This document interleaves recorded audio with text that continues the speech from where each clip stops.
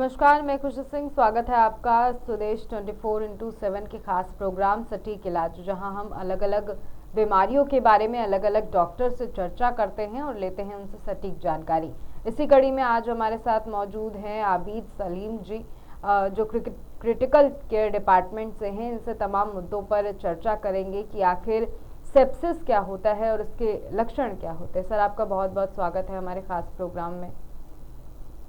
सबसे पहले तो धन्यवाद देना चाहूँगा स्वदेश 24/7 की टीम को और खुशी सिंह जी आपको भी for having me here, for inviting me here. Basically एक बहुत इम्पोर्टेंट टॉपिक को डिस्कस करने के लिए, क्योंकि अमूमन मुझे ऐसा लगता है कि ये टॉपिक इसलिए भी इसकी जानकारी हमें होनी चाहिए क्योंकि बहुत लोग हैं जिनको इसके बारे में अवेयरनेस नहीं है कि सेप्सिस क्या होता है। स्ट्रोक के बारे में तो हमें बहुत सारी जानकारियां मिलती रहती हैं। हार्ट अटैक क्या होता है, न्यूरोलॉजिकल स्ट्रोक क्या होता है, जी। एक्सीडेंट केसेस में क्या प्रॉब्लम्स होती हैं, ये सारी चीजें रेडिली इंफॉर्मेशन और इसके बारे में काफी डिस्कशन होता है।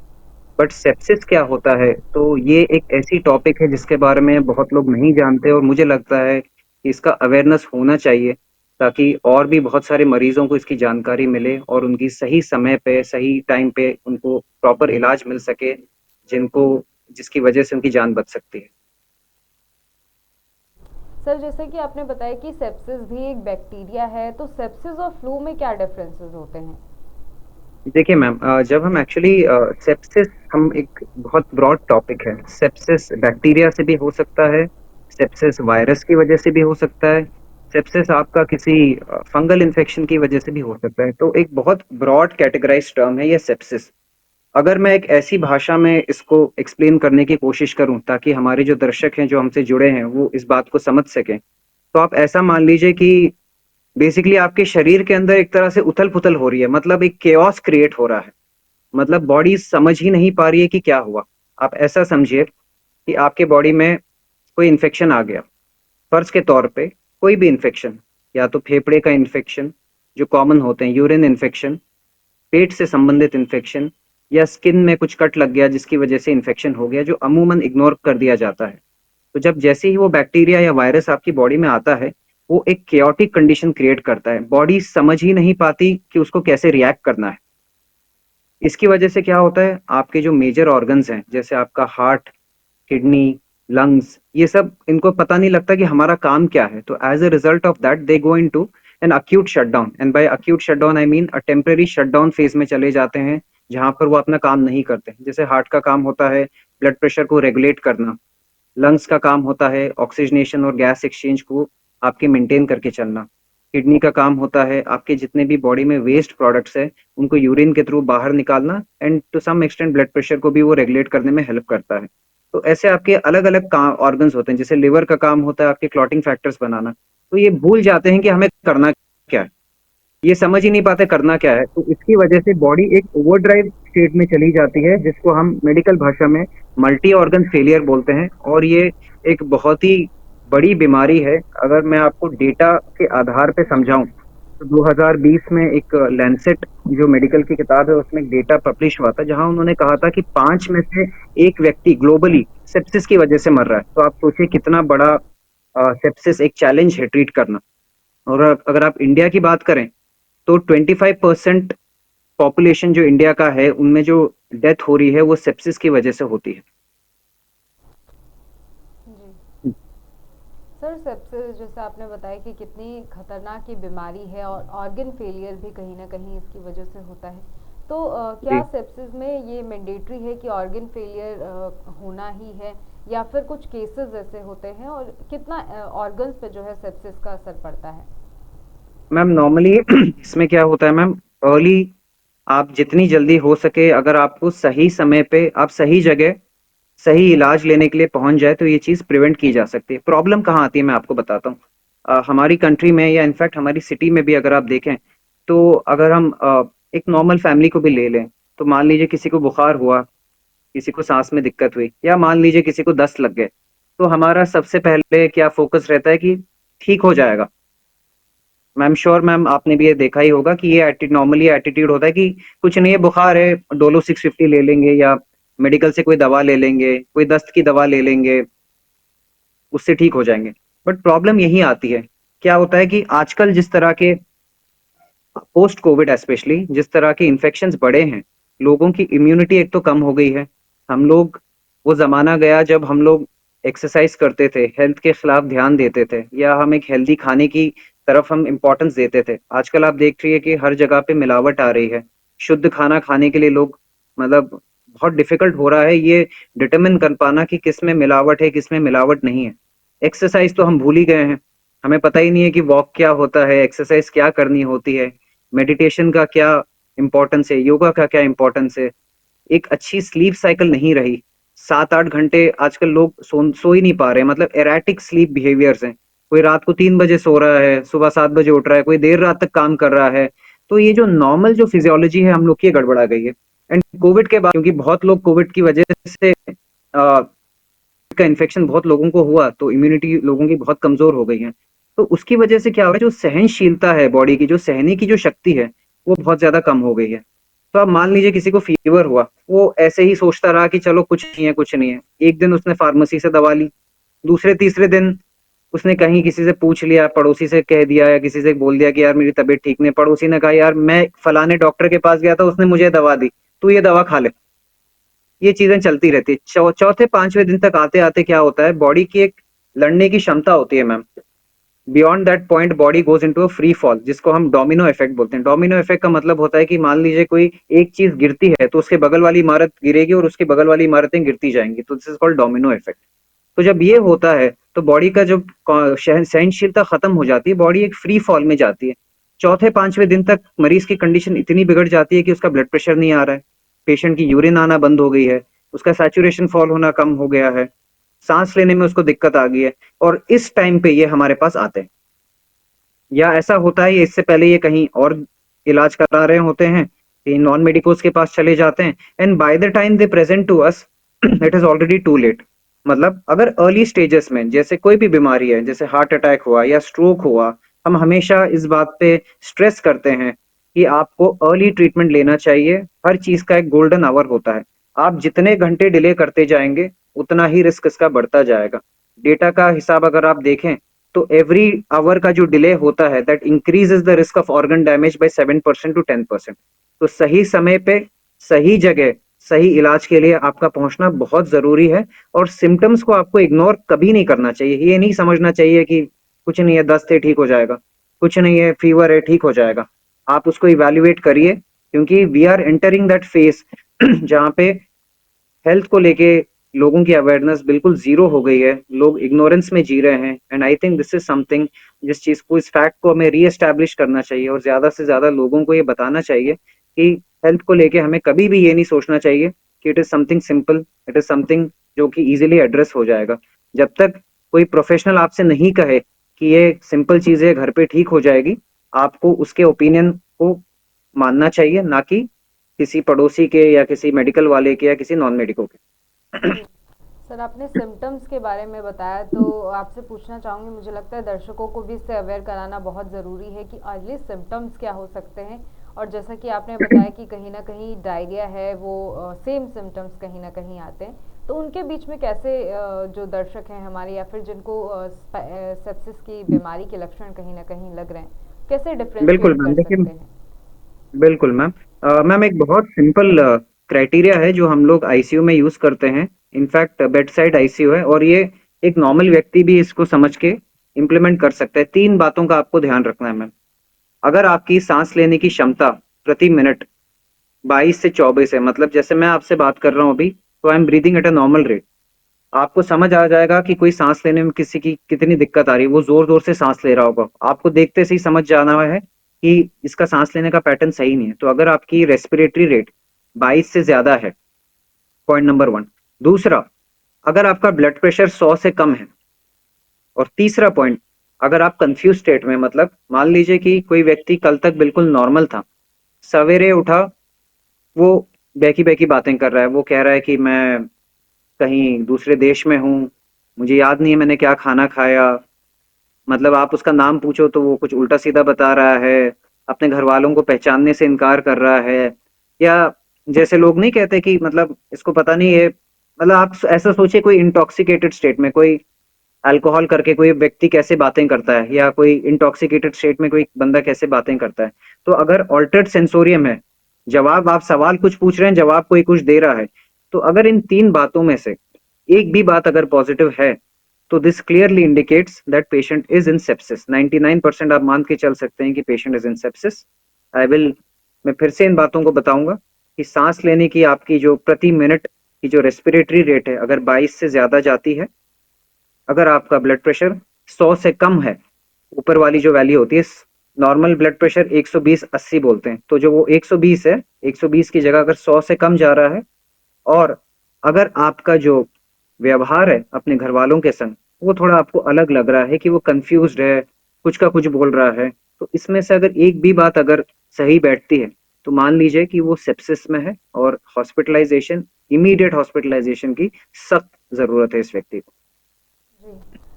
सर, अगर हम प्रिवेंशन की बात करें तो प्रिवेंट कैसे कर सकते हैं अपने आप को सेप्सिस से? जी मैम, प्रिवेंशन के लिए तो मैम पहले तो यही है कि डोंट सेल्फ डायग्नोस योरसेल्फ, मतलब खुद डॉक्टर ना बने, डॉक्टर की राय लें हमेशा। कभी भी आपको लगता है कि आपको बुखार, सिंपल सा बुखार आ जाए, सिंपल सा लूज मोशन हो जाए, कुछ भी चीज हो, उसको इग्नोर ना करें। पहले ही दिन या दूसरे ही दिन के अंदर उस चीज को डायग्नोसिस करवा इवेल्युएट करवाइए, प्रॉपर डायग्नोसिस बनवाइए और उस स्पेशलिटी के डॉक्टर को दिखाइए। ये होगी पहली चीज। अब प्रिवेंट कैसे करना है मैम? प्रिवेंशन के लिए मुझे लगता है कि एक तो we need to practise healthy eating.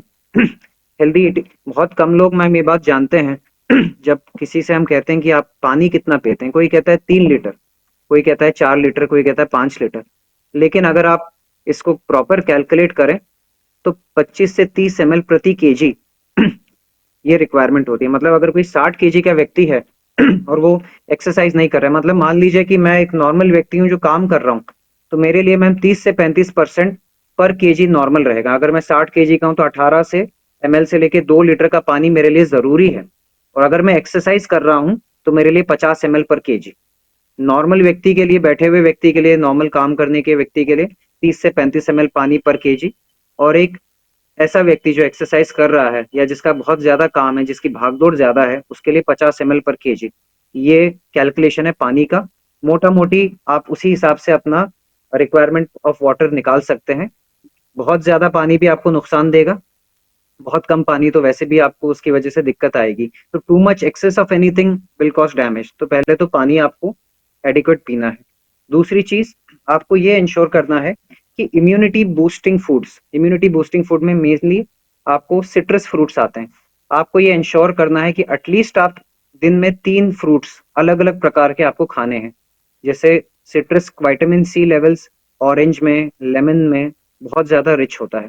तो आप सवेरे उठ के गुनगुने पानी के संग आप नींबू ले सकते हैं, क्योंकि ये स्टडी आई है कि ये कोलेस्ट्रॉल लेवल्स को आपके कम करता है एंड ऑक्सीडेटिव डैमेज को होने से बचाता है।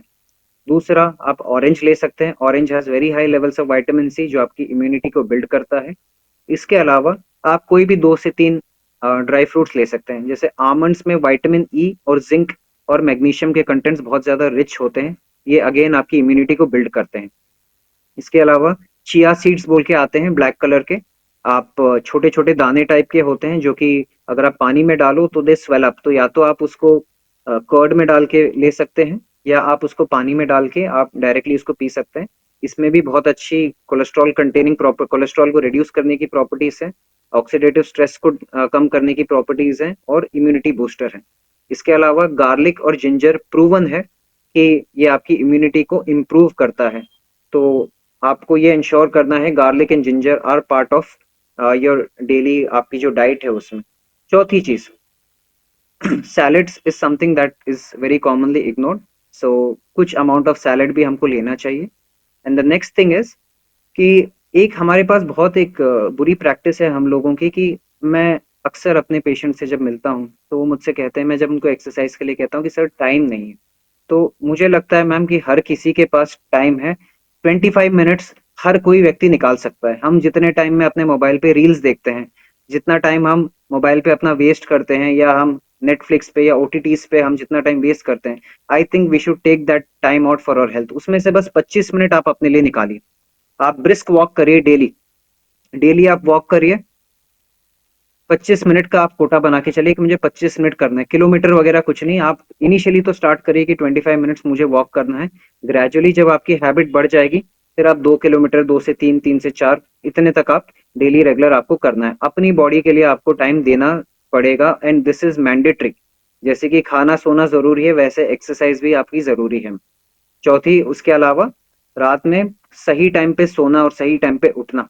अमूमन ये देखा गया है कि हम सोने से पहले मोबाइल चलाते हैं, और एक्सेसिव स्क्रीन टाइम की वजह से बहुत लोगों में नींद की प्रॉब्लम आती है, वो सो ही नहीं पाते। बेड में तो चले गए 10 बजे, 11 बजे, 11:30 तक मोबाइल चला रहे हैं, रील्स दिखा रहे हैं। तो आप क्या कंज्यूम कर रहे हैं ये भी मैटर करता है। आप सो रहे हैं टू इंश्योर कि आपकी बॉडी रिचार्ज हो। आप सोने से पहले भी आप ऐसा कंटेंट देख के सो रहे हैं जिसकी वजह से आपका brain is not at rest. आप सो रहे हैं फिर भी आपका ब्रेन चल रहा है, क्योंकि आपने कंज्यूम किया है नेगेटिव कंटेंट, या आपने ऐसा कंटेंट कंज्यूम किया है सोने से पहले जिसकी वजह से आपकी बॉडी तो रेस्ट में है, बट आपका ब्रेन अभी भी चल रहा है। सो सोने से पहले नियम बना लीजिए कि 1 घंटे पहले तक आपको अपना मोबाइल नहीं देखना है, साइड में रख दीजिए उसको। जब सोने के लिए आए तो your entire focus should be to fall asleep। A good 7 to 8 hours ऑफ स्लीप, और हर रोज एक फिक्स टाइम आपका होना चाहिए। 9:30, 10 बजे you go to bed, wake up in the morning, 4:30, 5 बजे आप उठिए, अपना दिन पूरा स्टार्ट करिए। So these are some of the things that should be done. Sugar products को प्लीज अवॉइड करिए। एंड एक और गलत प्रैक्टिस है कि हम दूध बहुत लेते हैं, जो चाय में जो दूध ली जाती है, ये practice is also something very bad. It is not the time जब दूध वगैरह बहुत हेल्दी होता था। पहले जमाने में लोगों के घर पे उनकी अपनी गाय होती थी, उनके अपने भैंस होते थे, जो एक इमोशनल अटैचमेंट होता था उनसे। So there was some amount of purity जो दूध आता था, आपको पता है दूध की क्वालिटी अच्छी है। आज की डेट में आपको नहीं पता। आप चाय में दूध डालते हो, आप शक्कर डालते हो, sugar itself is a poison in its own. Excessive amount of sugar बहुत ज्यादा डैमेज कॉज करता है। अगर आप अपनी लाइफ से शुगर कम कर दें और आप सॉल्ट इंटेक कम कर दें, तो आपकी आधी प्रॉब्लम्स वैसे ही सॉल्व हो जाएंगी। सो मुझे लगता है these are some of the things that should be done on a regular basis. And regular checkups भी बहुत जरूरी है। हम इस चीज को तवज्जो नहीं देते। हम तभी चेकअप कराने जाते हैं जब प्रॉब्लम होती है। मुझे लगता है कि एक सर्टेन एज के बाद, after 50 years, everyone should go for either an annual checkup, या अगर आपको कोई प्रॉब्लम है जैसे शुगर है या बीपी है या थायराइड है, तो एवरी 6 months आपको अपना एक चेकअप कराते रहना चाहिए। इससे ताकि आपको पता लगे कि things are in a good way, मतलब सब चीजें ठीक हैं। इस रीअश्योरेंस के लिए मुझे लगता है ये कराना चाहिए हम लोगों को। सबकी बात कही तो उसी संदर्भ में एक सवाल मेरे मन में आता है कि रेगुलर चेकअप की अगर हम बात करें तो कौन से ब्लड टेस्ट या ऑर्गन फंक्शन टेस्ट जो हैं वो इम्पॉर्टेंट होते हैं, जो आप कह सकते हैं कि रूटीन बेसिस पे कराना चाहिए। और रूटीन बेसिस पे अगर हम बात करें तो रूटीन कितने टाइम के गैप में वो टेस्ट जो है करवाने चाहिए? मैम, अगर जैसे एक व्यक्ति है जिसको ब्लड प्रेशर की बीमारी है, या कोई डायबिटीज से जूझ रहा है या थायराइड से जूझ रहा है, तो एवरी 6 मंथ्स उसको एक basic CBC, RFT, or fasting blood sugar, postprandial blood sugar, और एक HbA1c बोल के एक पैरामीटर होता है जो बहुत लोग शायद ना जानते हो। ये बेसिकली आपके शुगर को कंट्रोल को बताता है। मतलब अगर आपका HbA1c 5.5 to 6 की रेंज में है, तो इसका मतलब है कि आप डायबिटिक नहीं है। और अगर आपकी रेंज 6.5 या 7 है, तो आपको लेबल किया जाता है कि आप माइल्ड या फर्स्ट स्टेज वाले डायबिटिक हैं। एनीथिंग अबाउ 8, 8.5, 9 को हम मानते हैं कि पुअरली कंट्रोल डायबिटिक। तो इतना तो HbA1c is something which is a very good indicator which tells you कि आपकी शुगर कितने हद तक कंट्रोल में है। क्योंकि फास्टिंग और पोस्ट प्रेंडियल आपको उस दिन की वैल्यू देगी। कई बार लोग क्या करते हैं, जिस दिन शुगर की चेक कराना होता है उस दिन वो अपने जो मील्स होते हैं वो लाइट लेते हैं। तो जब अपनी शुगर चेक कराते हैं तो उनकी शुगर नॉर्मल रेंज में आती है, तो कहते हैं हमारी शुगर तो नॉर्मल है लेकिन हमें क्यों प्रॉब्लम हो रही है। लेकिन HbA1c एक ऐसा पैरामीटर है जो आपको एक क्लियर पिक्चर देगा, जिससे आपको पता लगेगा कि एक्चुअल में आपकी शुगर लेवल्स कंट्रोल में है या नहीं है। तो दैट इज समथिंग एल्स। और दूसरा, थायराइड पैरामीटर्स, आपको थायराइड प्रोफाइल आपको कराना चाहिए। दूसरा, आपका लिपिड प्रोफाइल, जिससे आपको पता लगे कि आपका गुड कोलेस्ट्रॉल कितना है, आपका बैड कोलेस्ट्रॉल कितना है, वो देखने के लिए आपको अपना लिपिड प्रोफाइल कराना चाहिए। The next thing is an ECG। And अगर ECG नॉर्मल आता है और अगर कार्डियोलॉजिस्ट आपके सजेस्ट करते हैं कि इको कराना जरूरी है, तो in that case you should go for an echocardiography. Otherwise an ECG is sufficient. So these are some of the basic test. And one more thing, जो इंडिया में या ग्वालियर में मैंने ये देखा है कि यहाँ पे बहुत लोगों के विटामिन B12 लेवल जो है वो लोअर साइड पे हैं। तो विटामिन B12 को भी on a regular basis check कराना चाहिए। क्यों चेक कराना चाहिए? क्योंकि अगर विटामिन B12 आपका कम होता है तो आपका हीमोग्लोबिन जो है वो ड्रॉप होना शुरू होगा। क्योंकि आप ऐसा कंसिडर करिए, विटामिन B12 आपके हीमोग्लोबिन के लिए एक रॉ मटेरियल है कि उसको हेल्प करता है वो जनरेट करने में। तो B12 levels are also something that has to be checked on a regular basis. एक और चीज जो इग्नोर की जाती है, जो बहुत कॉमनली डेफिशिएंट मिलती है, वो होता है विटामिन डी। क्योंकि लोग अमूमन ज्यादा धूप नहीं ले पाते। अर्ली धूप का मतलब ये नहीं होता कि आप 12 बजे की धूप में जाएं और धूप लेने लग गए क्योंकि डॉक्टर साहब ने कह दिया, नहीं। दैट वो जो 12 बजे की धूप होती है वो आपको नुकसान दे सकती है। तो अर्ली मॉर्निंग की जो धूप होती है वो आपको 15 से 20 मिनट आइडियली आपको लेना चाहिए। लेकिन क्योंकि लोग टाइम पे नहीं उठ पा रहे हैं, अगर उठ पा रहे हैं तो 15-20 मिनट जब आप वॉक करने के लिए जा रहे हैं तो that much amount of time जो सनलाइट आपको मिल रहा है दैट इज गुड इनफ। नहीं तो आपके vitamin D levels will be on the lower side. तो अगर आप नहीं ले पा रहे हो, नहीं उठ पा रहे हो, या किसी भी प्रॉब्लम की वजह से आप सनलाइट एडिक्वेट नहीं ले पा रहे, तो विटामिन डी सप्लीमेंट्स आते हैं। तो based on your vitamin D levels इनको भी चेक कराना जरूरी होता है, क्योंकि ये सब जब कम होती है तो हाथ पैर में झंझनाहट होती है, थकावट होती है, लोअर बैक पेन्स होते हैं। तो ये सारी चीजें होती हैं जो कॉमनली मिस होती हैं। तो मुझे लगता है आइडियली हमें इसकी अवेयरनेस स्प्रेड करनी चाहिए और ये करवाना चाहिए। सेप्सिस में सर अभी आपने बॉडी फैट के बारे में बताया कि कैसे जो बॉडी फैट है और हेल्दी हैबिट्स जो अपना के हम सेप्सिस या फिर ऑर्गन फेलियर की चीज़ों को कम कर सकते हैं। तो बॉडी फैट जो है वो कितना महत्व निभाता है, या कह सकते हैं कितना उस पर असर डालता है सेप्सिस बीमारी पे? मैम नॉर्मली ऐसा देखा गया है कि जिनमें ज्यादा बहुत ज्यादा इफेक्ट होता है सेप्सिस, हमारे पास रेगुलर बहुत कॉमनली फ्रीक्वेंटली पेशेंट्स आते हैं। तो हमने ये देखा गया है कि जिनमें बहुत सीवियर होता है, एक तो वो होते हैं जो कि थोड़े एल्डरली पेशेंट्स होते हैं, जो एज्ड होते हैं। क्यों? क्योंकि उनकी बॉडी की जो लड़ने की क्षमता होती है, उनकी इम्यूनिटी पावर होता है, वीक होता है। दूसरे वो होते हैं जिनमें डायबिटीज होता है, क्योंकि अगेन डायबिटीज आपकी इम्यूनिटी को कम करता है। तीसरा हाइपरटेंशन वाले होते हैं। चौथे वो लोग होते हैं जो इम्यूनो कॉम्प्रोमाइज्ड हैं, जैसे कि किसी को HIV है, किसी को TB हुआ है, या किसी को मान लीजिए कोविड हुआ था, बहुत सीवियर कोविड हुआ है, ये लोग पुअर इम्यूनिटी वाले।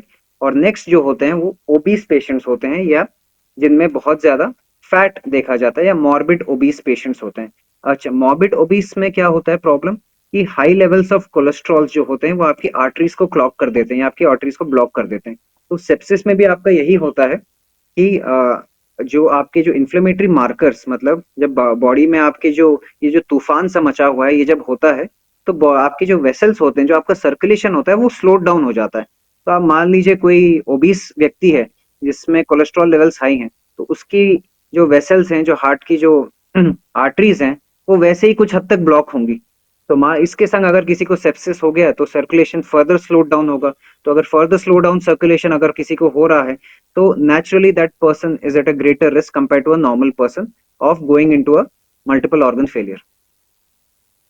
सवाल मेरा आपसे यही है कि हेल्दी फूड हैबिट्स की लगातार हम बात करें कि कैसे वो जो है असर डालती है, तो लोगों के मन में एक ये जी। भी सवाल आता है कि हेल्दी हैबिट, जैसे कि आपने बताया कि B6-12 की जो कमी है वो देखी जाती है और खाने में कहीं ना हम्म। कहीं वो इतनी नहीं पाई जाती, तो क्या सप्लीमेंट्स एक बेटर ऑप्शन हो सकता है, या फिर हमें सप्लीमेंट्स की जगह जो है वो फ्रूट्स या उन सब चीज़ों से लेनी चाहिए? मैम देखिए, सप्लीमेंट्स मैं उन लोगों में रेकमेंड करूंगा हु आर नॉट केपेबल। अब मान लीजिए कोई 70 साल के व्यक्ति हैं जिनका एपेटाइट बहुत अच्छा नहीं है, जो मतलब मान लीजिए कि वो he is not capable of having B12 rich foods on a regular basis, या कोई ऐसी बीमारी से जूझ रहा है जो जिसकी वजह से वो खाना एक सफिशिएंट क्वांटिटी में जो उसकी रिक्वायरमेंट है वो तक पूरी नहीं कर रहा है। उन लोगों में yes definitely supplements can be advice. But on the whole जैसे कोई नॉर्मल व्यक्ति है जो कि हेल्दी है, मैं उन लोगों में सप्लीमेंट्स नहीं सजेस्ट करूंगा अनलेस सिवियर डेफिशिएंसी है। मतलब कोई भी बॉडी में डेफिशिएंसी ऐसी है जिसकी वजह से आपको प्रॉब्लम है, मान लीजिए आपको झंझनाहट होने लगी, हाथ पैर जोड़ों में झंझनाहट होने लगी, और इन that case supplement can be A booster.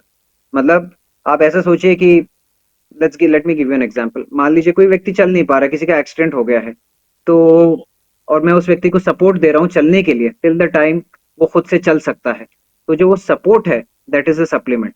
But it can never replace जो आपके नेचुरल फूड प्रोडक्ट्स हैं, उसको वो कभी नहीं रिप्लेस कर सकते। तो आपको कोशिश करना चाहिए दैट यू तो ये आबिद सलीम जी लगातार हमारे साथ जुड़े हुए थे। सर आपका बहुत बहुत धन्यवाद तमाम जानकारी जो है स्वदेश 24x चैनल के माध्यम से जनता से शेयर करने के लिए। फिलहाल के प्रोग्राम में इतना ही। अगले प्रोग्राम में एक नए टॉपिक के साथ हाजिर होंगे। तब तक के लिए शुक्रिया। बने रहें स्वदेश 24x7 के साथ।